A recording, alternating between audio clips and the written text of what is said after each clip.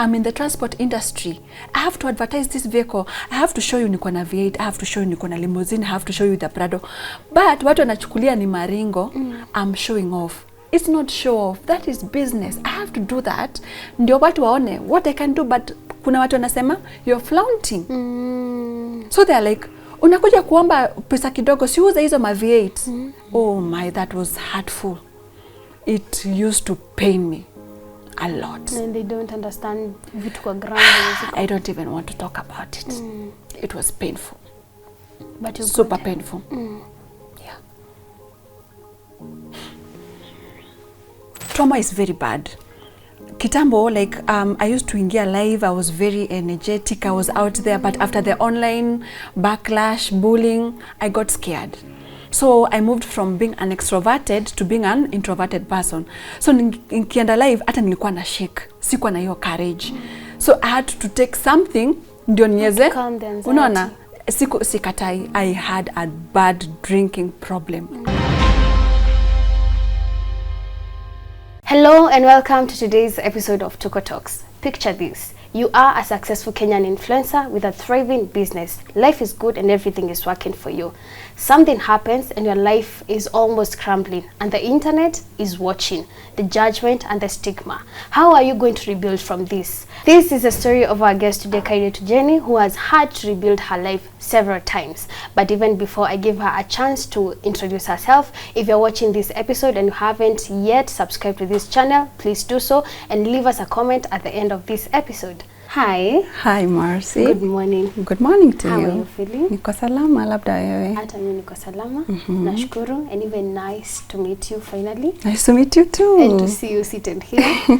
And I can't wait to have this conversation with you. And I know even someone who is watching you today, wako eager kujua whom do we have on studio today and what's their story. So looking at this camera, you can introduce yourself so that people who are seeing you for the first time here, they can know tuko na nani. Okay, wadau. Good morning. My name is Kairetu Jenny. Ni mzaliwa wa Thika, born and raised, na nilikuja Nairobi kuhaso. Because Nairobi ni shamba la mawe na lazima tupambane.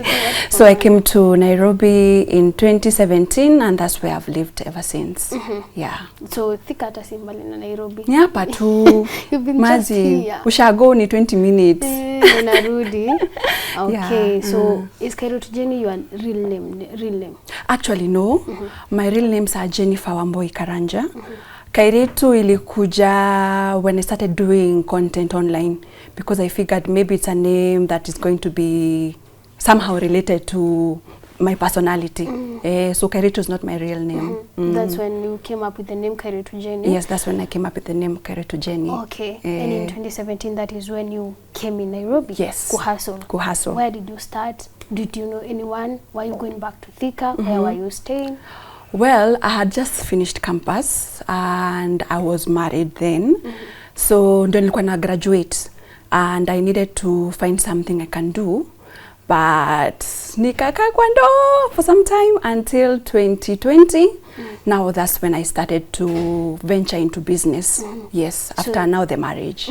Yeah. So when you were married, you didn't get... I was a housewife. Nilikuwa kwa nyumba. I was not working. So I started spreading my wings after my marriage. Yes. Was your marriage like enclosing you to do this? It was a personal decision? It was a personal decision. I think I was a bit comfortable then, but then again separation hits you hard and you have to work hard and you have to find something for yourself. So that is when now I had to do something for myself. Yeah. Okay. I understand, like, being a housewife, you're just at home, you're not working, or maybe some do have like side hustles, businesses and what have you. When you've now separated, how was your financial status looking like? Where? Sema shock. My friend. Alafu, unaona umegraduate, now your CV is blank. Hakuna mahali umefanya job.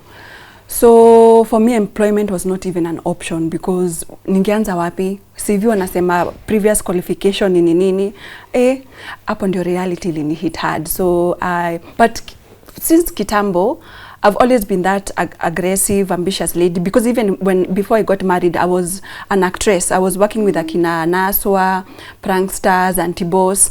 So that is how I was used to getting money, not the formal setting, but something I'm flexible depending, because personality yangu mimi sio yule mtu wa kwenda kwa office na employer. Trust me, I'm going to quit. Yeah, so I was like, maybe business is what I should do. Yeah. So now you've left your marriage. How did that affect you? And did you even have kids in this marriage? I had 2 kids then. Of course, marriage kuisha ikuagi rahisi. It comes with a lot of shock.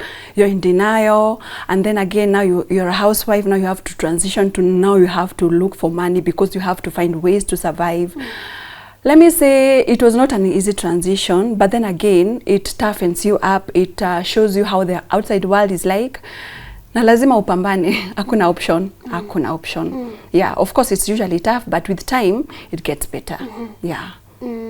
After the marriage has ended now, did you move with kids, or you left the kids in the marriage? No, actually we had a sit down with the dad and tukaona in the best interests ya watoto, it's best abaki now. Juu mimi washazoea comfortable life, ndio natoka huko nje. I don't want my kids to suffer, and they're already used to a comfortable life. So we sat down, we were like, we need to co-parent in a peaceful way. So whenever I wanted to see them, to visit them, to spend time with them, hatujai kuwa na shida until now. So let me say it's been peaceful co-parenting, and it's the dad who has been with the kids all along, and it's our setting. So hakuna mtu anaweza toka huko nje anze kutujaja, man. We both decided to do that. Yeah. It's a good thing you have mentioned that, because yesterday there was a discussion in one of the Instagram blogs, and there was one of the influencers who opened up to this kwa Jambi fever, just to be precise. There's one of the influencers who opened up, and she said that she left her kid with the dad because when she was moving out, she was not in a good place financially, and a lot of women bashed her. Like, why would you leave your kid? Mi naenda na mtoto wangu hata kama ata struggle. And do you feel like there's a double standards when it comes to men can walk out of marriage and live without the kids, but when the woman decides to do so because I'm not in a position to offer the life my kids are used to in this marriage, it is a problem? Well, I think individually kila mtu anakuwaga na opinion yake and how the things work best for them. Right now we are past hizo ma traditions, juu lazima ufanye hivi, lazima mtoto abaki na mamake. No. The dad is also also loves the kids. He takes good care of them. I love them. Just because he stays with them, it does not mean that I don't love them. So I'm not the kind that is controlled by societal opinions. I do what is best for the kids, and we felt that is what was best for the kids. Of course, nilipata ile I was a bit judged and nilipata backlash in a society, but mimi, I'm that person. I don't care what people say, as long as I'm comfortable and I know the decision I've made is okay for myself and the kids. Then you can judge me all I want, I don't care. That's how I live my life. Yeah. Were you afraid that in case the dad now brings another new person in his life? No, I was not afraid, because I knew I had kids with a very responsible, mature man. I knew if he gets to that point, he's going to make better decisions in terms of the person he chooses to bring into life. Because when it comes to the kids, he's very protective of them. So I was never scared. I've never been scared or worried. Yeah. And now you moved on from this marriage, and now it's time for Kairetu to spread my wings, ni hustle, nijue where to start, because now life has to move on. Where did you start? Well, I started off as a call center agent at an institute called CCI. I told you I don't work well under employment. Trust me, within the second month I had quit. Nilikuwa nisha quit because I'm not used to rules. I'm not used to people telling me, oh, sijui, come to the office at 9 to 5. That's not who I am. I'm not that. My personality loves adventure. I love different experiences every day. So mimi natakaga ile setting. Leo, what I do today is not what I'm doing tomorrow, and what I'm doing tomorrow is not what I'm doing the day after. So for me, formal employment cannot really work for me. So that's when I was like, because I have always loved driving. I was like, I need to venture into online cabs. I find out what is going on. So I did my due diligence. I reached out to a few female drivers back then because it was like a new thing to female drivers. So nilipata guidance ya 1 or 2 ladies and then I started. But nilianza na gari ya mtu. I didn't start with mine. Yeah, so that is how I started self-employment using somebody else's car with online business. Yeah. So in this online business, were you doing like the Uber, Bolt, wherever, or were you doing the personal drivers? No, I was doing Bolt, Uber, little cab, nilikuwa nafanya hizo zote. And with time, I got to a point where now the owner of the car akaniambia ile pesa umekuwa ukinipatia, now you need to add some more. And back then, oh my God, I was struggling to even get the money I was giving her. So ikilifika point I was like, hey, I think I'm gonna struggle so much. So let me just give you back your vehicle as I figure out how I'm going to move forward. Trust me, I think everything happens is some blessings come in disguise. I had a kashamba. My parents walikuwa wameniachia huko home Thika now. I was like, you know, hii shamba iko hapa na situmii na I don't think of like kujenga hapa ama kumove here. So let me sell it and get my own car because I already know how the business is going. So that is what I did.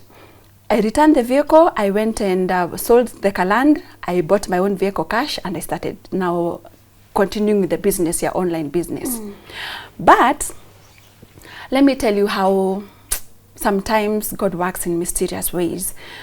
Back then ndio TikTok sasa ilikuwa inaanza kujulikana pole pole tu. So back then I used to do ile content to just random, ni kuimba, kudance. I didn't have a niche. So I was like, wait a minute, sijaiona mtu mwenye anapeana story za drama zenye huwa zina happen kwa hizi online business because there's always drama. Trust me, there's always drama. So I was like, let me start giving out stories to people kwa TikTok ndio nione how that is going to go. Trust me, the first time I gave out my story, I didn't even know it was going to go viral. Mimi nilipeana tu story nikatoka nikaendelea na biashara zangu. Jioni naingia TikTok, my phone messages, notification, my followers, because back then nilikuwa na 30,000 followers, kuingia napata niko 90,000 followers. I'm like, kumbe this can be a thing. I was like, sasa nimepata niche yangu. So that is how I started giving out content creation. I got a niche, nikaanza kupeana story. Sasa hivyo ndivyo nilianza kubuild my following. And then with time the followers sasa they were like aware of what I do, so wakaanza kunipatia biashara kando. So ilifika mahali they were like I didn't even have to use the apps because now I was getting clients from TikTok without using the apps. Yeah. Because when I was coming to know your account, I didn't even realize that you are doing the cab. You are a cab driver. I thought you are a personal driver, like people book you and then like maybe I can call you, you drive me to Meru, you drive me to Mombasa. I thought that's what you are doing by then. Niyo motion ya TikTok. Now I understand. Ndio ilinipatia as much as now they were my followers, now they were turning slowly into my clients. Sasa hivyo ndivyo nilianza kuondokea apps pole tu. And of course now you are making good money. I was making good money, but then again sasa unaona sasa when you now start working with people hakuna drama mingi sana. So it was a bit challenging because now people are used to you to a certain niche, unapeana story. So sasa zingine ningeenda tu ni make up my own stories because now sasa nitafanya nini? Nitadu. Yeah, so I had to make up my own stories sometimes ndio I keep growing my followers ndio nisipoteze ile niche yenye nimekuwa nayo. And of course now being famous comes with the good and the bad. And I remember there's a time you had an issue and mpaka ukapelekwa kotini and wherever. Can you just maybe paint a picture for us? How did that do to you mentally? And what had really happened, if it's something that you can touch on kidogo tu? Okay. Before we get there, let me say how I got to establish my business. Yes, please. From where now nilianza kupeana story. So kidogo it got to a point where I was so overwhelmed with work from clients I got from TikTok. Na wengi nilikuwa napata ni watu wako na mabags wanatoka diaspora nini kagari kangu kalikuwa kadogo. And coincidentally I got a call from a director from a bank from TikTok too, akaniambia I've been loving your stories, vile you work hard, nini. So just come to the office, tell us as a bank vile tunaweza kusaidia. So I went, akaniambia you tell us what you want. Nikamwambia I want a bigger vehicle so that I can be able now to kupata clients wa all types, ndio niache cause wengine alikuwa najifinyilia kagari ni kadogo, unaona. So akaniambia this is what you need to do. So I had to sell that small car, nikaeka hiyo pesa kama deposit for now my bigger vehicle. Now akanipatia loan, and that is how now I registered my own company, because I was like, no, I have to be my own entity. So I registered my own company, but I only had that one car. But because of that push, I was able to do more. So I was like, I registered my company, and now I started getting my clientele. So vile napata clientele na story, sasa watu wananitumia picha kwa WhatsApp, wananiambia niko na hii gari ipatie kazi. Niko na hii gari ipatie kazi. I'm like, wait, kumbe. I don't just have to work with my own car. I can use other people's car too. Now even nilianza kupata ideas, I can actually use other people's car to still get money when I'm driving my own. That is how Habibi Taxis was formed. Was born. Yes, okay. It was born. Okay. Now come to the case thing. It was more of a, cause hiyo time my growing was ilikuwa imegrow sana. So nikapata mtu akaniambia nimpatie job ya kuinfluence kampuni yake. So with time kulikuwa na some fallout kidogo, and things went south really fast. That led to your court case. Woo! That 1 year was crazy. It was crazy. It was like the most trying time of my life. And also now that is when I saw the other side of social media. Ukiwa na scandal ama ukiwa na kitu ina trend, all of a sudden one time people love you, then the other second people hate you, people are calling you names, people are threatening you, because my number ilikuwa pale kwa timeline. Oh my God, it was crazy. Yes, it was crazy. So I had a drift in terms of my mental state, nini. Business-wise, it was crazy. It was crazy, but of course you come out tougher and you get to learn a lot. So let me say it was more of like a shaping moment in terms of being able to be strong when storms come your way. Right now wezi compare vile nilikuwa back then na vile niko sahi. I'm very tough inside. Very tough. Hata mtu akuja nitusi anyway inishtui. I'm already, no, it toughened me up. That's what I can say. Yeah. When you are going through these things which was very draining you mentally, did you have people who were supporting you morally, people you were talking to, ama walikuwa wameshakuondokea? Well, tunasemaga ukiingia kwa shida, hivyo ndio unajuaga who is real and who is not. I watched 80% of people I used to hold close walk away. Walikuwa nasema tutaki mtu akona makesi, tutaki mtu akona whatever. So I saw another side of people. I got also to gain another new fresh set of people who were very supportive, because even for the money that was needed to be raised for the court, because it was a lot, I had to pay my lawyer, I had to pay the lawyer of the people who had taken me to court. I had 2 lawsuits, kulikuwa na civil, kulikuwa na Makadara, moja iko Milimani, wengine it's crazy. So bills zilikuwa zinakuja around 1M plus. So ilifika mahali nilikuwa nalemewa. Business is slow. People don't want to associate. They don't know how to differentiate you as a business and you as a person. So walikuwa naona biashara yako wewe makesi nini. So at the time when I needed money the most is at the time I did not have money. But I maneuvered. I did. That is why I had to ask for help from people on social media and a few family friends. And until now, people call me poor because I asked for help. But I don't care, because they don't know how court cases can be draining. Yes. Why were you supposed to pay your lawyer and the lawyer of the person who had accused you? Those were the terms of them to withdraw the case. Yeah. Those were the terms. They told me that we are going to withdraw the case, but on this condition. You do the apology on your social media, and also you have to pay our lawyer for the 1 year we've been in court. So I had my lawyer, I had their lawyer, and I had other. And there were 2 lawsuits. Maybe not to assume that everyone understands. If it's something that you can mention, if, of course, if you're comfortable with, what were you charged with? Let me not get to that because it's something of the past. and we separated ways amicably. So it's something that actually gives me trauma. So I don't like to mention it. I don't want to talk about it. Even when I see people commenting, I block. Stakagi. I went through a lot of trauma back then. Even when I talk about it, I shake. Yeah, it's a side of me, an experience that I've never gone through. So yeah, let me just touch bases on it and we just move forward. No, we've gone through that traumatic year. We are almost losing our business. Nobody wants to be associated with me. How are we going to pick up again? Now, we say we get so many chances at life.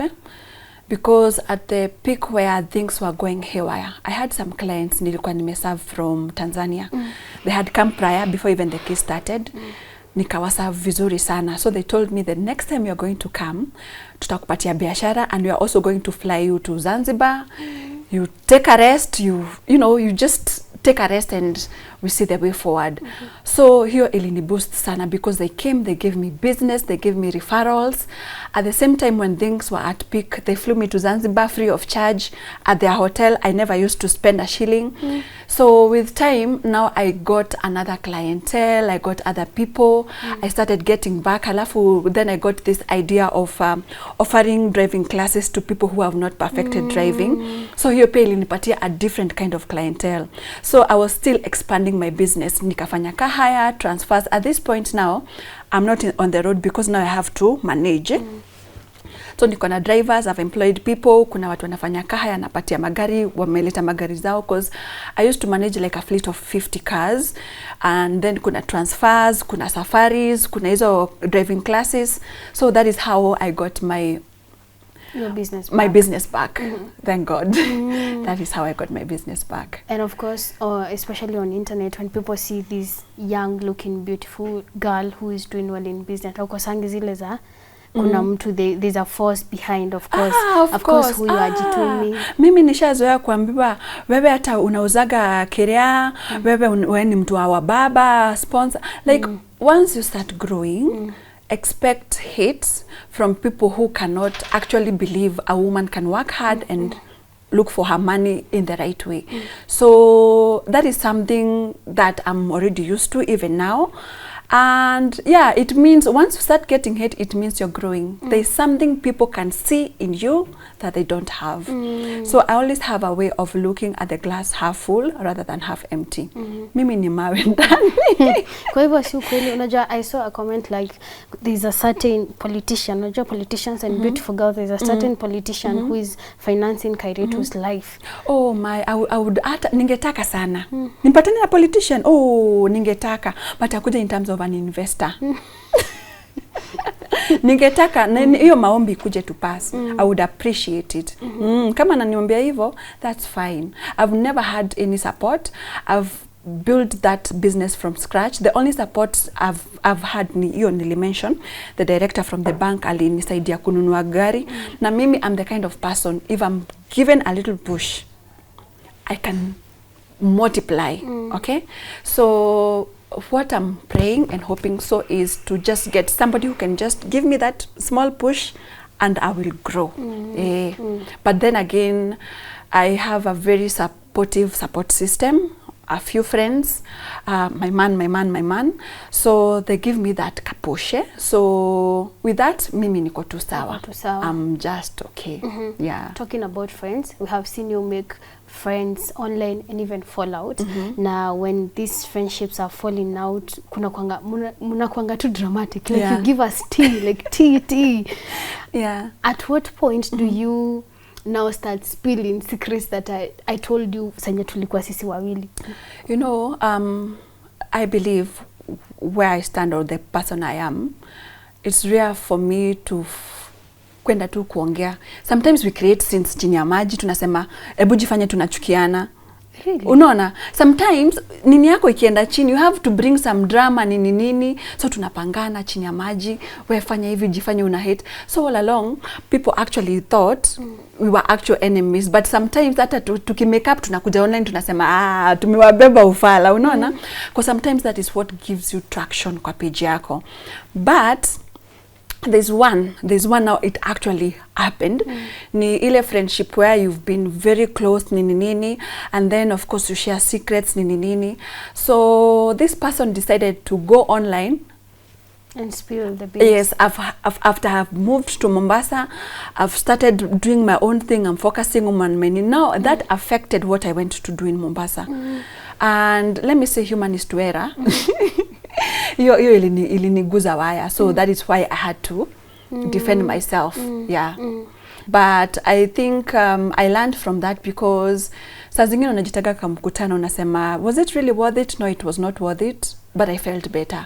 I felt better that I actually did it, but it taught me I have to stay away from toxicity, toxic environments, and toxic friendships. Yeah. You've mentioned moving to Mombasa, Yes. and I remember there's a video you did of you transitioning there.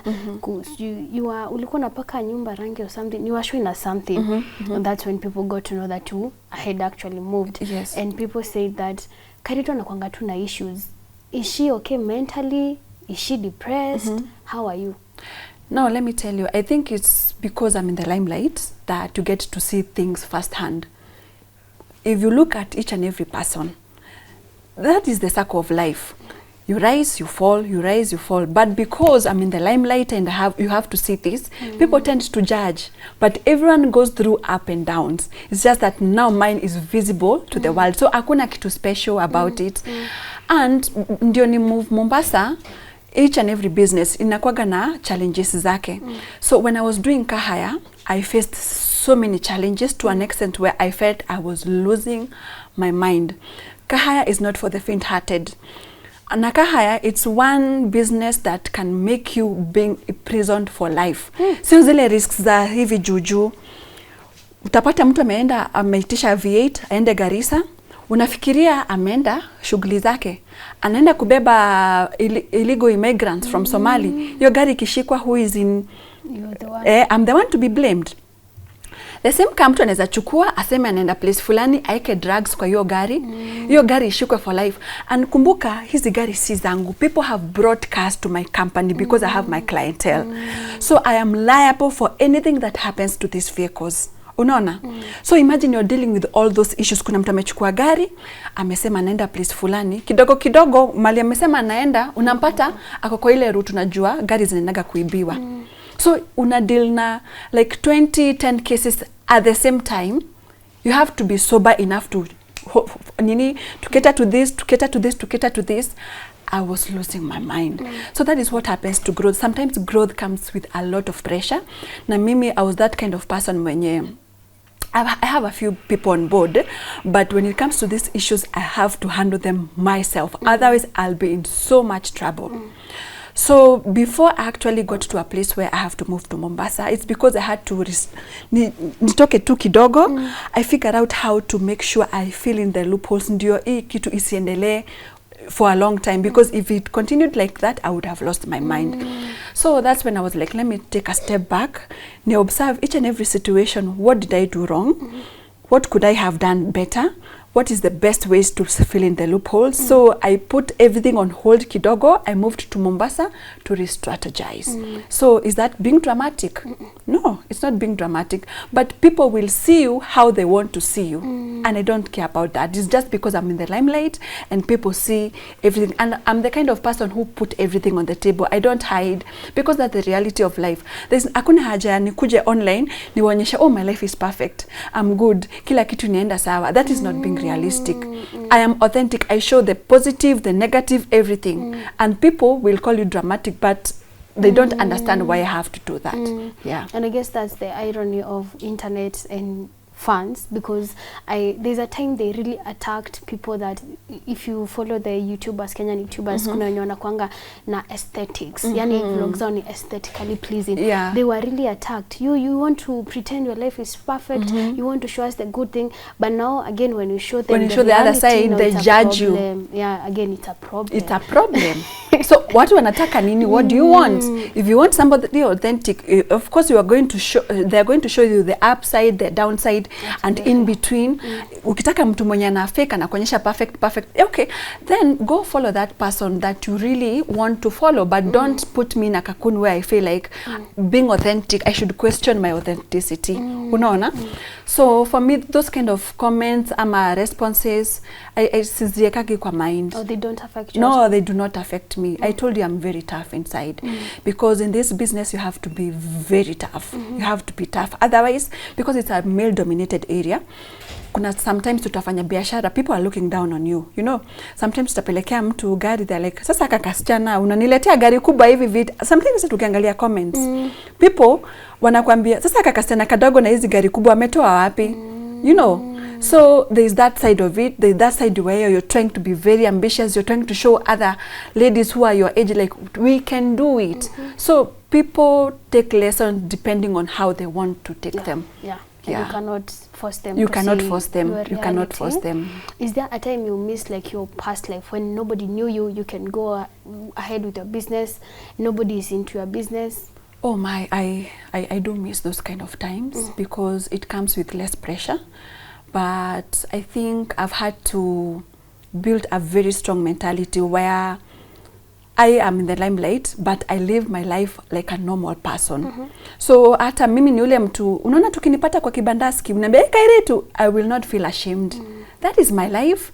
And the kawaida ya life, people go to kibandaski, people go to 5-star hotel, you know, like, hiyo ni kitu moja yenye I've had to train myself to live my normal life even when you're in the limelight. It does not affect me. But it takes a very strong mentality for you to get there. Yeah. Because you're speaking about the strong mentality. Is there pressure online for you people who with big following who are known to fake your lifestyle, like to show us like you're living a certain kind of lifestyle? Definitely. It comes with a lot of pressure. Na utapata sometimes people live beyond their means. That's why utapata most people wako bankrupt ama wanaauctioniwa. Because mbele nyuma tuseme, kuna bad days niko na thao. Iyo thao, badala uende ufanye shopping, uende kwa nini, na unataka kwenda mahali, utajipata umechukua cab na kuna option ya kuchukua matatu. Because ukiingia kwa matatu, watu watanibeba aje, watu watasema nini. So, individually, you decide what kind of pressure unataka ikumalize. Unaona, it all comes down to you as a person. Utaishi maisha yako na pressure because of people, ama utaishi maisha yako comfortably na usibaki na madeni na uendelee na life yako. So, it also comes down to people who are in the limelight. Make better decisions when it comes to how you want to live your life. Usikubali pressure ikusukume, unabaki na madeni because you want to impress people. Ati unaenda event, niende ninunue nguo ya 50,000 ndio nipate likes. Okay, umepata hizo likes, umeenda nyumbani. Alafu the next day you wake up, you're still in the same trouble, even worse, uko na madeni, umeimpress watu, you're miserable. Yeah. Who wants to live that kind of a life? No one. I don't want to. Yeah. So, kama uko kwa limelight, I don't know, but people are different. I cannot force it. But if you can just continue living your normal life, bila pressure, just continue living. People are going to adjust.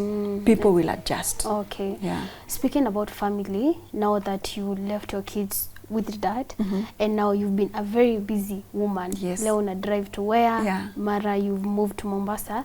Has that affected the bond with you and your kids? And how do you balance? Okay. Well, I have a very close friendship with my kids. I don't just see them as my kids, they are my besties. So we talk a lot. So when it comes to situations where they need to adjust, transition kidogo, we sit down, we discuss, I prepare them mentally, and they're very good. They're very understanding. Very understanding. Saa zingine wananiambia, you just go take some time out, weenda, tuko tu sawa. That is how I've brought them up. So it has never gotten to a point where they felt like my mom is absent, my mom doesn't love us. No, they know when I have time, I create time for them. But when I'm busy, they understand. But then again, I have to make up for that. I make sure they have the best. I would rather mimi ni struggle, but I try to give them my best life. I mean, the best life for them. Yeah, and tuko tu sawa. Yeah, it's a good balance.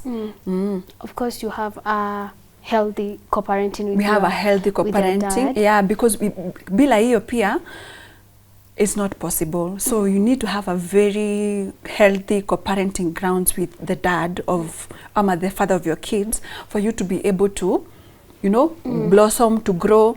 Akishikana mimi na take over, nikishikana yana take over, and that is how it has been. So peaceful co-parenting comes with peace for the kids and for the both of you, mentally and in all aspects. Yeah, so I always advocate for peaceful co-parenting. Yeah, I think for us, reality of dating as a young mom in this Kenya, mali tunasikianga baby daddy anyway, so I assume people assume that if you have a relationship with baby daddy, anytime they can access you. So reality of you dating as a young mom. The thing is, most Kenyan men are very judgmental when it comes to single mothers. That's the reality. Not all of them, but most. And nilijiambia hivi, for me, I have to be, if I'm to date again, which I am, it has to be with a person who understands my setting. Because mimi, when I have pressure, I cannot be able to work. Trust me, I love peaceful environments. When I'm in a peaceful environment, I'm able to focus. So when it's chaotic, my life is chaotic, my business is chaotic, I cannot. So for me, because I have kids, I date specifically men who have kids. Oh. So wako na baby mama wao, niko na baby daddy. So hawatauliza mbona unaenda kwa huyu, because they understand the setting. They have their baby mama, I have my baby daddy. We talk, tunasema, this is the respect, this is how we work, this is how we nini, na tunasikizana. It has never been chaotic. Yeah. Have you ever tried to date someone who doesn't have kids, like Kata? I have, and they were not insecure in terms of the baby daddy, but maybe they were not understanding when it comes to balancing the attention between the kids and them. Yeah. Hey. They want all of you to themselves. Exactly. Exactly. So after that I was like, nah, you know. So hata ukienda dates, depending on how the conversation turns, and we can pick up on a few things. Kuna maswali utauliza, you'll know this is the ideal person to date, this is the ideal person not to date. Because the moment a person mentions, I'm not comfortable with the baby daddy in the picture, I'm like, oh, time to leave. Because you have kids together, you have to communicate. You're not together, but you have to communicate because you have kids together. So if you cannot understand that, you start getting paranoid every time you hear nimeenda kuchukua watoto. Sasa hiyo ni stress ingine. So you're heading to avoid stress mapema. Yeah, so I am very observant when it comes to trying to find the person you can date, and I'm happy I got that person now. Yeah, because we have similar settings. Baby mama, baby daddy, bas. Dynamics ziko sawa. We are happy for you.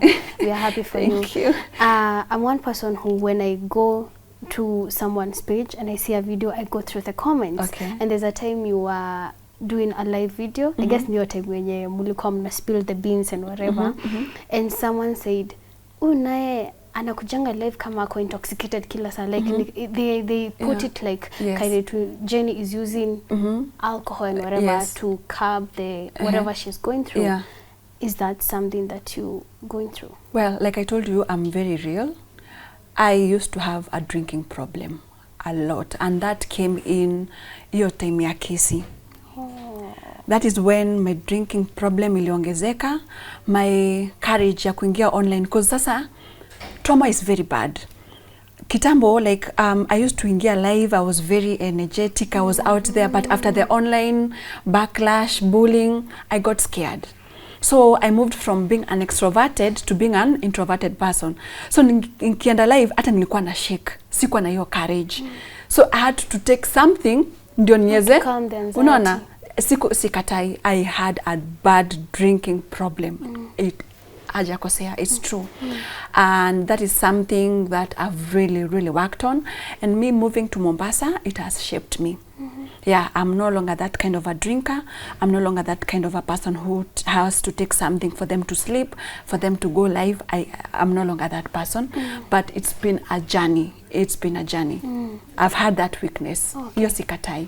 Yeah. What are some of the tips you've used maybe for someone who is struggling with the same to help you move away from that behavior?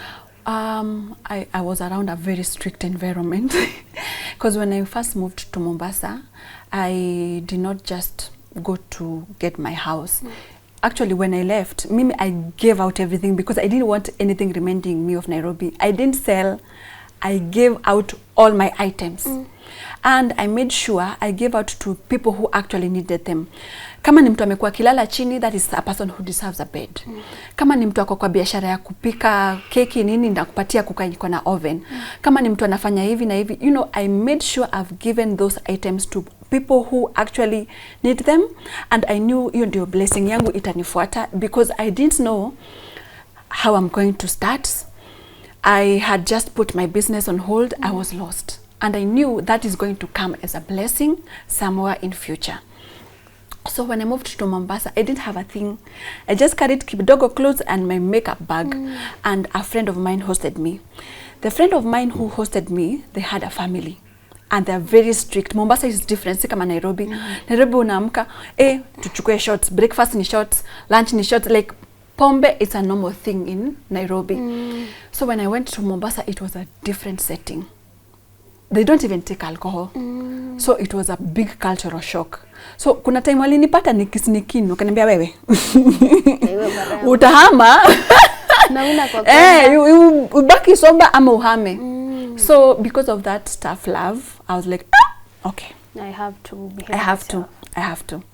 So it has shaped me. So by the time I even moved out to my own place, I had already used to not drinking alcohol as a backup plan, as kitu ya kufanya, because mimi singelala bila alcohol, singelala bila some drug. I had to take it for me to sleep. It was that bad. And it came from the trauma. It came from the trauma of the case. Oh Lord, you know, when we hear about court cases, we just think ni kwenda tu kujibu mashtaka and then you go home. We don't think they can damage you that much. Let me tell you, health, bad health, and a court case can drain you, because that requires a lot of finances, and that also requires a lot of ukimiss court session moja hivi umefungwa, because you have to unalipa cash bail unaenda. So ni kitu, alafu you cannot work that day, you cannot do anything, lazima ukae hapo, hujui mambo vile zitaenda. So you're always anxious all the time, your mental state is in chaos. Alafu kumbuka, ninatoka hapa ninaenda kule, natoka kule na kuja hapa. So ni tuko current cases. Pa appearance pale ni 10,000. Lawyer tu hiyo si legal fees. Kuna ile legal fees in total. Akimake appearance pale one day ni 10,000. Akimake appearance hapa ni 10,000. So in a week unapata kuna hizo cases mbili, hiyo ni 20,000. Hauko job, kazi iko mbaya, na bado hiyo hujakalkulitiwa legal fees in general after sasa msha decide ni pesa ngapi unafaa kulipa. So your 10,000 ni per appearance. You're going to run mad. You don't know how the outcome is going to be, whether you're going to be jailed after, you know. This is something that can take 3, 4 years, 5 years. Ujui destiny yako, you can't even travel outside the country. Umefungwa. That is going to mess you up. Mentally, in all aspects. Yeah, it's going to mess you up. Yeah. And of course, we have had like people who are famous coming online to ask for help. There was a recent influencer who came to ask people to help them pay bills for the boyfriend, and people really bashed her. Like, mnatuonyesha shopping haul, mnatuonyesha venye mmenda out, and then you're coming to ask us to help you pay the hospital bills. From a person who have had to do this online, when people have seen you driving, going to these posh restaurants, and all this is Kairetu kwa live anatuambia, ndo hiyo till up, or please send 150. How humiliating is that moment? Super humiliating. I remember most comments were, kumbe umekuwa ukijifanya unaflauntiza magari kubwa kubwa, na kama kumbe hauna kakitu, uza hizo magari. They don't know, these are not my cars. These are cars who have that belongs to people who have seen my potential, wameleta kwa kampuni, so mimi nawapatia biz, I get my commission and we move. So these are not my vehicles. But then again, if I do not advertise that, how am I going to get my income? I'm in the transport industry. I have to advertise this vehicle. I have to show you niko na V8, I have to show you niko na limousine, I have to show you the Prado. But watu wanachukulia ni maringo, I'm showing off. It's not show off, that is business. I have to do that ndio watu waone what I can do, but kuna watu wanasema you're flaunting. So they're like, unakuja kuomba pesa kidogo, siuze hizo ma V8. Oh my, that was hurtful. It used to pain me a lot. And they don't understand vitu kwa ground. I don't even want to talk about it. It was painful. But you're super good. painful. Yeah. It's okay. It's okay. We moved from that. Yeah. See, we did it. Yeah, I told you, whenever I go back to that, it evokes some part of me that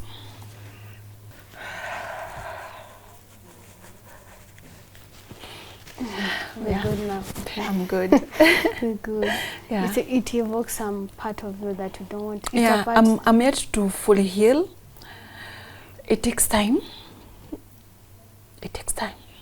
But you will. But I'm getting better. Yeah, you're doing better. I'm doing better. Yeah, and you will do even best. You'll be okay. Yeah. Does that make you even regret ever being famous? I have no regrets. I take every setback as a learning lesson. So despite the pain, what lessons have I carried with me? Ndio onto the next level of life, when I've overcome this, I take the lessons with me and I put them to practice. Yeah. Okay. So I have no regrets.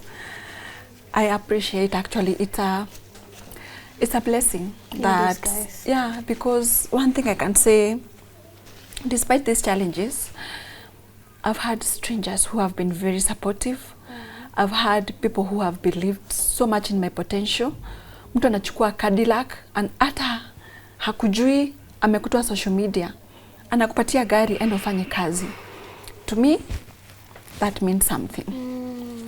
And singepatana na hawa watu if it was not for social media. Yes. So there's always a good side and downside of every situation. So let me look at the glass half full. But I have to heal my wounds. They will. I have to heal my wounds. Yeah. And I'm getting there. I'm getting there. Is there someone who is helping you, maybe a therapist or something? Well, I'm my own therapist. I think for me, healing means being around people who understand me. Healing for me is more of like improved when I'm around people who give me peace, people who love me. That is why I'm very choosy when it comes to people who surround me. When I'm around people who love me, I'm okay. I'm very much okay. So I just want to thank my friends. Like, si rahisi kwenda Mombasa unapata mtu anakushikilia mkono, Right, anakuhost, anaprovide kila kitu na akuulize. Nikiwa huko na kaka, a friend amekutumia 10,000, a friend amekutumia 20,000. They're like, Jenny, we know your potential is just for now. So I have a very good support system. Not only kwa Mombasa, when I'm here. I have a friend who has given me the house, and when nikiwa Nairobi, wananipeaga tu nyumba yao. Use the house with the kids. I will provide everything. Don't have to worry about anything. I have a friend who goes, my car is on hire. I have a friend who gives me a vehicle full time to use when I'm in Nairobi. Like, I have a very strong support system. Hata niko na business idea, kuna mtu atakwambia, hey, niko na 200,000, niko na 100,000. Think of that idea, uta refund later. So there might not be many, but my support system strong. It's very strong. Yeah, and then my man is very supportive. Utapata ukitaka kitu kidogo na kupush, you know. So I appreciate my circle. My circle are my therapy. My kids are my therapy. And when they're okay, they're supportive. They even talk to me when wananiambia, Mom, ebu ufanya hivi ndio sitaki kwanza my eldest aliniambia, no, usifikiria kufanya suicide, you're not going anywhere. Don't you dare be suicidal. You just have, even if you have to disappear for 5 months, we are going to understand. But man up, chin up, we have to move. Do whatever it takes. Yeah, and get do back. whatever it takes to get back up. Yeah. And we know you will. You've mentioned about friends who are housing you and helping you. Are you struggling currently? No, I'm not struggling. Ni vile sasa now I moved to Mombasa. I don't have a house in Nairobi. You see? So I'm not struggling, but I don't have a house in Nairobi. But at least I know when I'm here, I don't have to struggle to kulipa BNB. I have people who provide houses for me. Yeah. I have a person who provides a car for me when I'm in Nairobi. Yes, because my car, iko biashara, is on business. Yeah, I've not seen it for a year now. Yeah. You're really blessed. I'm blessed. Amen. I'm blessed. And there's this thing called favor when you come from a point of good intentions. And this is the blessings I was telling you. God has a way of getting me out of any cruel situation that I'm in. Saa zingine najipataga, I'm like, kai, sasa hapa nitajitoa aje? Saa zingine unapata kama hiyo gari, mtu amechukua gari anasema naenda Nakuru, unapata gari kwa LD naenda huko. You know? Somehow he provides a way. I get that car back. Nimejiepusha na makesi. Yani I just don't know, but doing good to people, just pays.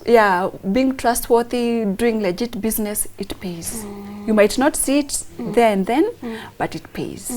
It pays. I'm seated here and listening to this story, and of course being a follower of your content, seeing how like you show us the reality when you're struggling, when you are mentally not okay, when you're stressed, we see it all. Has this been a problem with your family? Like maybe wazazi, siblings wanakuja na kwambia, mbona unaambia watu wa mtandao when we're here? So come we solve these things chini ya maji ziishe. Well, I thank God I've been brought up by open-minded parents. They've always let us be, you know? They've never been the kind of parents who are like, lazima ufanye hivi. Mimi nimezoea freedom since I was born. So wanajuaga wewe just solve your own thing. Like they're my followers. They are my followers. Na saa zile nachoma wanasema, we mse unachoma. Unaenda sana unachoma. So hizo vitu nitasikiza, I'll correct it, but they let me be. That is why, like I told you, my personality, I've grown up being used to doing things the way I want them to. That is why biashara kama yangu, hakuna mtu ananiambia ati vaa suti ndio ukuje, fika by 9 AM, fanya hivi. No. Freedom. Freedom is very important when you're doing business. Very important. So when any person, even my friends, if you're judgy, I'm sorry, you cannot be my friend. Let me be myself. I will let you be yourself. But kuna zile vitu naona naenda out of track, I will listen na nita correct, but don't try to put me in a certain cocoon. Hatutasikizana. Hatutasikizana hata kidogo. Apart from the year that you had to deal with the legal issues and that you have really understood, and even you have understood the depth that it damaged you, what else has really hit you so hard you are like, apana, I'm done this time? Maybe now so in your challenge ya kahaya business, where I felt like unapata 100, unaenda loss ya 200, and then again inaku affect mentally nini, but that is something I'm definitely working on. And then the other thing, you have to be very cautious with people you surround yourself with, because they can bring you down or they can lift you up. So kitambo I used to be friends with any person. As long as you're friendly, I'm like, uni rafiki, uni bestie, uni bestie. But some situations show you true colors of people. Okay? So I've had to sit back and be like, wait a minute, kumbe, not everyone who smiles with you want the best for you. So you have to be very cautious on the people you surround yourself with, because some people are secretly jealous of you. Some people secretly want to wish you bad things. Some people, when you are outside that circle, wanakuongelelea mabaya. They tend you in a certain way. So be very cautious on the people you surround yourself with. Otherwise, you've tasted betrayal, good I've tasted betrayal. I have tasted betrayal. And you know how bad that is. I know how bad that feels. And it hurts the most when it comes from people you would not even think of. People you've gone way and above and beyond for. You know? So you expect the same in return, but they end up stabbing me in the back. It's painful. It's very painful. So badala kukuwa in such kind of toxic environment where you feel bad, unasikia energy yako, yani hata spark yangu ilikuwa inaisha, because I'm like, okay, sasa kila naona sasa naanza kuona kama kila mtu ni evil, kila mtu, you know. So I've had to learn so many lessons early in life, and I'm glad for those lessons, because I feel maybe when I'm elevated to another level, I'll be wiser. I'll be wiser. You've been hardened and you've been I've been hardened, I've been educated, nimefunguka macho. I know better. I know better. Even before we close this episode, talk to us about TikTok toxicity, because that is where you've really grown. Yeah. Talk to us about that toxicity in that platform. Well, TikTok is good and TikTok is bad. It's good in the essence where you can get clientele, it can build your brand, it can actually build you and give you that confidence. It can make you meet and network with people you would least expect. Watu hata ungepatana nao randomly. Because hata wale watu wako na pesa, utapata hata they don't even post content, wanakoga tu na profile picture, wako tu chini ya maji, but there are people who have really good network. So that's the good side of it. The downside of it, there's all kinds of people. Jealous people, people who do not wish you well, people who do not understand your journey, where you're coming from, very judgmental people, people with evil eyes. Umeona instances where kwa comments mtu ana comment tu kitu mbaya and that thing actually happens. It's scary. Kuna mtu utapata hata like kumekuwa na so many trending things, unapata randomly kwa comment you're going to die and that person dies. You get scared. So it means you really have to, I don't know, you just have to make sure vile unajibeba itakuja from a point of jealousy, because if you're blessed, if you're loaded, now you're not showing off. I don't know how you just pray. You just pray whenever you just pray, ask God to protect you from the evil eye, because then again it's crazy. It is bad. Yeah, then again don't show too much of your personal life. Watu watakusoma sana. Don't show too much of your personal life. Zingine eka ikuwe a bit mysterious kidogo. Ikuwe an open book ati people wanajuaga hivi kila kitu. Jeke kidogo for yourself. Sometimes I'll come and make up stories. People think it's me. Ni uongo. Oh, ni stories ajabu.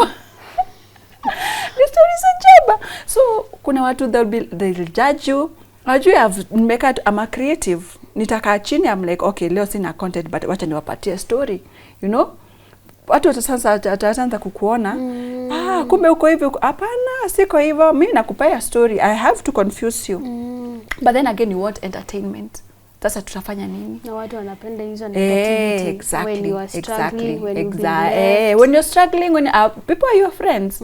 But when you're doing well, you are showing off. You're showing off. You start getting enemies. You don't even know them.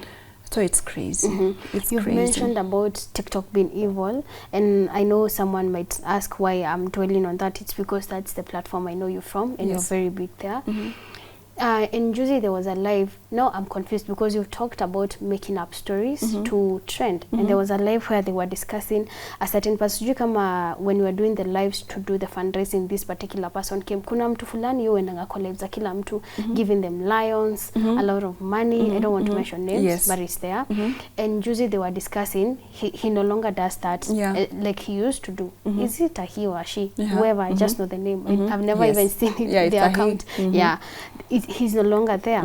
And there was also a trail of connections. Like he used to finance a particular person's life. This person left us. He used to finance a particular person's life. They started to get mysterious. You people are sacrificing each other on TikTok. You people are taking each other to these cult churches and wherever.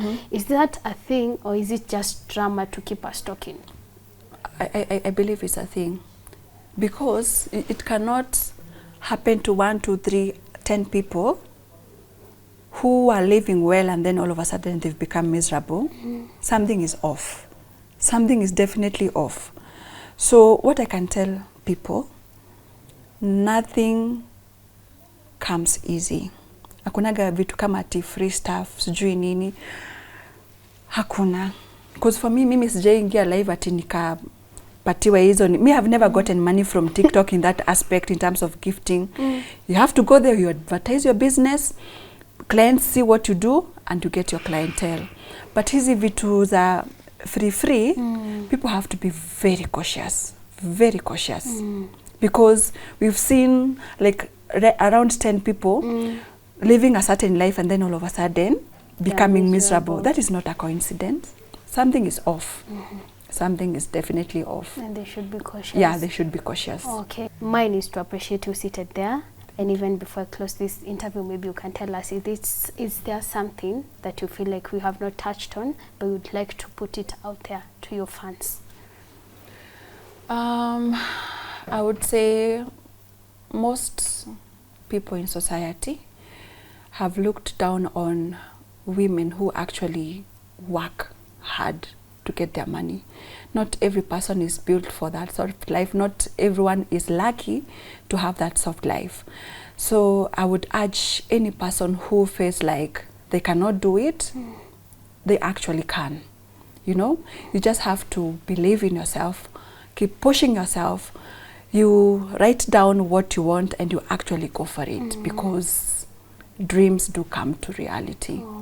Yeah. Beautiful. You've talked about people that ran away from you when you needed them the most, but of course there are those people who have stayed with you even in your most trying times. Maybe looking at that camera, you can appreciate a few of your choice. Yeah, I would like to appreciate Martha, David, Jacqueline. I would like to appreciate another David and another few, Clarice, and my man. I just want to say thank you for covering my shame. Thank you for believing in me even when the world was against me. Thank you for holding my hand. And I'm the kind of person who reciprocates. Ukinitendea mazuri, and I do the same back. Mimi, I'm not the kind of person ati utani support nianze you know, unajua kuna wale watu na supportigi alafu wanaanza kukuonyesha, you know. No. I'm always grateful and I'm always reciprocative of what people do to me. So thank you, not even just those 5 friends. There are people on my social media who have supported my business, my clientele, who have believed in me. Strangers who have sent me money randomly whenever I raise an issue on TikTok. Unashtukia tu amekutumia pesa na like, Kairetu, tunakupenda. Thank you. God bless you. Thank you so much. Yeah. And to your beautiful kids who are and to my beautiful kids, I hope you grow to be great people in this society. Thank you for being my pillar of strength, and I will always have your back all the time. All the time. Mama has got you. We got them. Yeah. I know you have a business. You can tell us with the page if there's any, and maybe someone who wants to work with you, where can they find you and how? Okay. My business is Habibi Taxis Limited. I onboard vehicles. So if you have new vehicles, 2015 model and above, I onboard vehicles. I give you business. I have a clientele, and also I teach people to perfect their driving. Unaona vile unasumbuka kwa barabara, uko na uoga, uko na anxiety. I help you build your confidence. So if you're struggling with driving, you want to hire a vehicle, you want to transfer from one place to another, you want safari, I'm your go-to girl. I'll take good care of you. Watakupataje? Mtanipata kwa mtandao. My social media handles are Kairetu Jenny, but my business handle is Habibi Taxis. Habibi Taxis. And I'm based in Mombasa and Nairobi. Beautiful. Yes. Thank you for coming. Thank you for having me. Thank you for sharing your story with us. Thank you. you. I hope that anyone who was watching has got a thing or two, right? Yeah, yes. Definitely. And go out there and drive and be better. Thank you. Thank you. And to you, our viewer, thank you for sticking with us up to this point of today's episode. I'll make sure that I put the links to her social media handles and also her business handle on the pinned comment below. So kindly go click it and see what she's doing on the online platform. And also, for those who are watching this episode and have not subscribed to this platform, kindly do so, support us, share this video, and leave us a comment down below. Until next time, my name is Njerumasi. Just keep it Tuko.